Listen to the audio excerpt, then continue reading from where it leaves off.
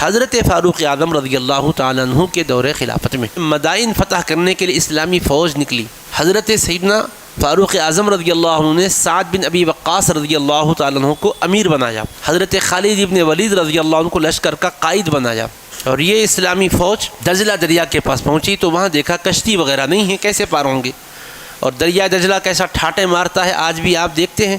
اب وہ حضرات جب وہاں پہنچے تو ان کو خوف اور ڈر محسوس نہیں ہوا، دونوں بھی آگے بڑھے، حضرت سعد اور حضرت خالد بن ولید رضی اللہ عنہ دریا سے خطاب کر کے کہنے لگے یا بحر انک تجری بامر اللہ، اے دریا تو اللہ کے حکم سے چلتا ہے۔ اب اس کے بعد آگے کیا کہہ رہے ہیں؟ فبحرمت محمد صلی اللہ علیہ وسلم وبعدل عمر خلیفۃ رسول اللہ صلی اللہ علیہ وسلم الا خلیتنا والعبور، ہم حضرت محمد مصطفیٰ صلی اللہ علیہ وسلم کا واسطہ دیتے ہیں اور فاروق اعظم کی عدل و انصاف کا واسطہ دیتے ہیں، ہمیں راستہ دے دے۔ اب عدل و انصاف فاروق اعظم کا لحاظ دریا کو بھی ہے، جب انہوں نے فرمایا تو آگے کیا ہوتا ہے؟ دریا راستہ دے دیتا ہے۔ ایک تو منظر وہ تھا کہ حضرت موسیٰ کلیم اللہ پیغمبر تھے، دریا پر اللہ کے حکم سے عصا مارا، دریا میں راستہ دے دیا، بنی اسرائیل گزر گئے۔ یہاں امتی ہیں اور واسطہ بھی امتی کا دے رہے ہیں مصطفیٰ علیہ السلام کے واسطے کے بعد۔ حضور کے کلمہ پڑھنے والے کس مقام پر ہیں اور ان کے عدل و انصاف کا دریا کے قطرے قطرے کو کتنا لحاظ ہے۔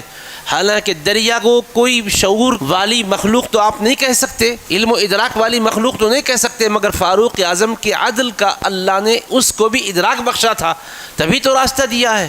دریا میں راستہ دے دیا، اور راستہ دیا تو کیسے راستہ دیا؟ روایت میں آتا ہے فعبر الجیش بجمالہ وخیلہ الی المدائن ولم تبتل حوافرها، کہ جب یہ لشکر داخل ہوا تو گھوڑے بھی تھے، اونٹ بھی تھے، اونٹوں پر گھوڑوں پر جتنے بھی حضرات سوار تھے وہ سارے کے سارے دریا میں اپنے سواریوں کو داخل کیے اور مدائن کی طرف نکل گئے دریا کو عبور کر کے، اور دریا میں جب یہ عبور کر کے آگے پہنچے تو ان سواریوں کے کھروں کو بھی پانی نہیں لگا۔ وَلَمْ تَبْتَلَّ حَوَافِرُهَا، ان کے کھر تک بھیگے نہیں۔ حالانکہ آپ کو معلوم ہے اگر پانی کہیں بہایا جائے اور اس کے بعد وہ پانی ہٹ جائے تو وہ حصہ تو کم سے کم گیلا رہتا ہے، اور وہاں کوئی ایسا نہیں تھا اعلیٰ درجے کا سنگ مرمر کا فرشتہ ہوگا فوراً صاف کرتے چمک رہا ہوگا، مٹی رہتی ہے، ریت رہتی ہے، لیکن وہاں پر گیلا پن بھی چلا گیا۔ یعنی اللہ کو یہ گوارا بھی نہ ہوا کہ ان کی سواریاں تو کیا ان کے کھر بھی بھیگ نہیں پائیں، گزر جائیں گے۔ میرے حبیب پاک علیہ السلام کی ذات اطہر کا واسطہ اور میرے حبیب پاک کے جانثار کا واسطہ، ان کے خلیفہ کا واسطہ دیا گیا۔ اللہ کی سرزمین پر اللہ کے بندوں کے درمیان عدل و انصاف بپا کرنے والے فاروق اعظم کا واسطہ دے دیا گیا ہے، اور واسطہ دینے والے بھی کتنے باشعور لوگ تھے۔ دیکھو آپ، وہ کتنے اونچے مقام کے حضرات تھے کہ انہوں نے یہ نہیں سوچا کہ ہم کہیں گے اگر اس کے برعکس ہو جائے گا تو پھر اس کے خلاف میں غیر مسلموں کو تو موقع ملے گا، ایسا خدشہ بھی نہیں آیا۔ ان کو معلوم تھا کہ پورا بھرپور طریقے سے عدل و انصاف ہو رہا ہے۔ ان کے عادلانہ نظام پر تو زمین کا ذرہ ذرہ گواہی دے رہا ہے، ان کے عدل و انصاف کے نظام پر دریا کا قطرہ قطرہ گواہی دے رہا ہے۔